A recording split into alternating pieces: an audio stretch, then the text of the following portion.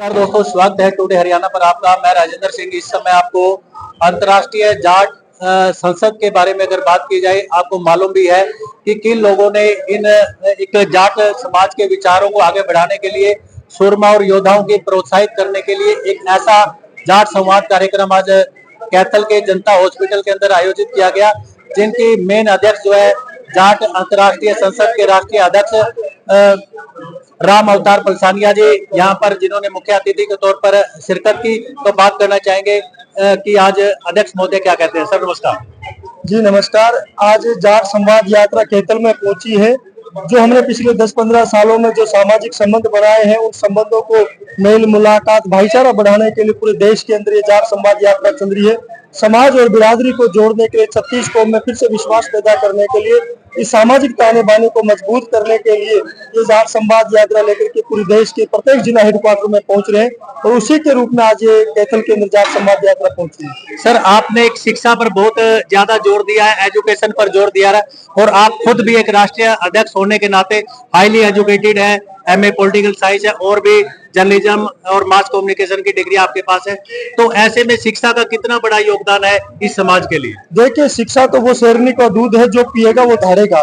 पूरे देश और दुनिया में इतिहास गवाह है कि जिस व्यक्ति जिस बिरादरी में एजुकेशन चली गई, उसने सारे बंधन तोड़ दिए। शिक्षा के दम पर बिजनेस और व्यापार किए, शिक्षा के दम पर पूरी क्रांतियां, पूरे विचार पैदा होते हैं, और शिक्षा के दम पर भी गांव गलियों के अंदर एक दिवाली की जैसे दीपक जलता है, वैसे घर में दीपक जलता है शिक्षा के रूप में।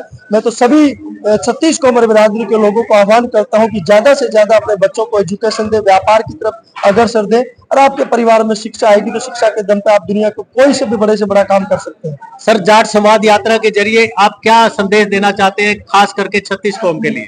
जाट संवाद यात्रा का उद्देश्य यही है कि 36 कौम और बिरादरियों के बीच में किस रूप में भाईचारा बढ़ा है। कुछ भाईचारे में हमारे कमी आई है पिछले कुछ सालों में, उसको किस रूप में से चुस्त दुरुस्त किया जाए, किस रूप में उस भाईचारे को मजबूती दी जाए, किस रूप में ताकत दिया जाए।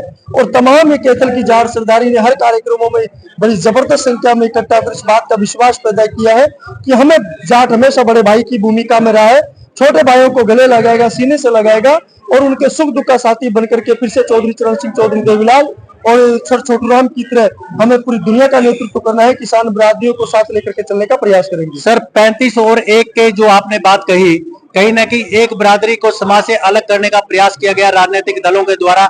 ऐसे राजनीतिक दलों के लिए क्या कहना चाहेंगे जिन्होंने छत्तीस बिरादरी को बांटने का प्रयास किया? देखो, राजनीतिक दल तो उनका काम ही यही है, वो समाज को बांटता है। जिस तरीके से अंग्रेजों ने कहा था फूट डालो राज करो की नीति, राजनीतिक पार्टियां भी उसी मिशन पे काम करती है कि एक दूसरी समाज को लड़ाए, वो अपने वोट बैंक की राजनीति को साधते हैं।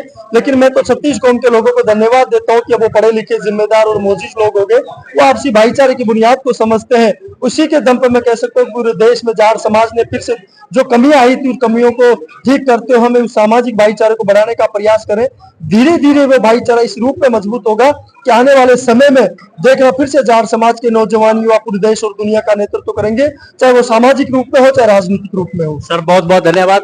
देखिए दोस्तों, मैंने बात की राष्ट्रीय अध्यक्ष अंतर्राष्ट्रीय जाट संसद के राम अवतार पलसानिया जी से, जिन्होंने 36 बिरादरी को लेकर के एक जाट समाज का जो योगदान रहा, उनके बारे में बहुत जबरदस्त बात इन्होंने की है और प्रयास किया है कि 36 बिरादरी का भाईचारा आने वाले समय के लिए बना रहे, और उनको जोड़ने का भी प्रयास आज कैथल की अंतर्राष्ट्रीय जाट संसद के द्वारा जाट संवाद यात्रा के जरिए किया गया। दोस्तों, बने रहिए टुडे हरियाणा पर। जय हिंद, जय भारत।